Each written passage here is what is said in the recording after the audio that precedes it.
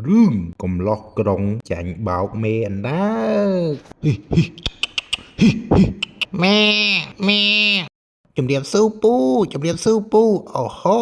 ពូជីឡានសេរីចាស់ទៀតលយមេពូចុះវាអត់មានចកោតចឹងបើកមិនទៅពូ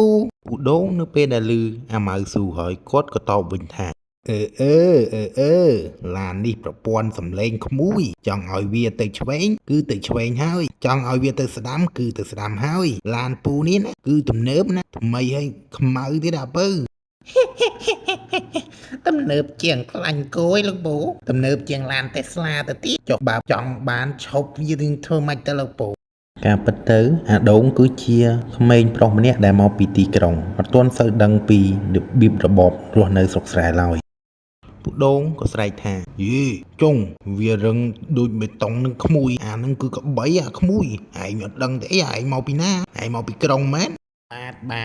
បាទខ្ញុំមកពីក្រុងពូចុះក្នុងថងពួកឯងនេះអីគេពូកូនដៃណូស័រមែនពូទេនេះមិនមែនដើកឯងតែដឹងទេស្រុកស្រែគេហៅថាមេអណ្ដើកអូខ្ញុំធ្លាប់តែឮគេថាឲ្យមេអណ្ដើកជួយរកគូលពូឥឡូវខ្ញុំទៅជួបផ្ទាល់ពូចុះវាជួយរកសង្សារឲ្យខ្ញុំបានមែនពូបានតើក្មួយឯងនឹងគ្រាន់តែយកវាទៅដាក់ក្រោមខ្នើយរួចសូត្រថាមេអណ្ដើកអើយជួយរកសង្សារឲ្យខ្ញុំ3មកស្អែកដឹងតែផ្លែឆហើយលុះព្រឹកឡើងអាម៉ៅក៏មកជួបពូដូងម្ដងទៀតហើយក៏និយាយទៅកាន់ពូដូងថាពូអាមេណាព្រឹកមិញពូសាហាវណាពូយប់មិញវាអត់ជួយរកសង្សារឲ្យខ្ញុំទេតែវាហៅគ្នាវាមកពេញក្រែសុទ្ធតែសម្ោចនិងសត្វក្លាត់ខំខ្ញុំឡើងហៅមកអស់ហើយពូក្មួយអើយខ្ចៅខ្ចងនៅក្នុងទឹកក្មួយយកទៅដាក់លើក្រែវាស្អីហើយ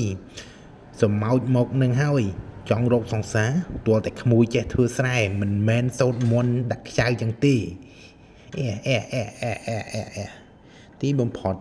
អាម៉ៅក៏ចាញ់បោកពូដូងបានសម្រេចអាម៉ៅខឹងខ្លាំងណាស់ខឹងពូដូងរហូតអាម៉ៅរត់ទៅអំពេញបាត់ទៅ